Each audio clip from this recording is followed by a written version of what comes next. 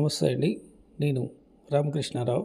విజయవాడ హైవేలో హైత్ నగర్ పెద్దంబరిపేట మధ్యలో ఉన్న లక్ష్మారెడ్డిపాలెం దగ్గర హైవే నుండి కేవలం ½ కిలోమీటర్లో ఉన్న వాకబుల్ డిస్టెన్స్లో ఉన్న ముందు రైట్లో కడిలేసిన వెస్ట్ ఫేస్ ప్లాట్ సేల్కు ఉంది.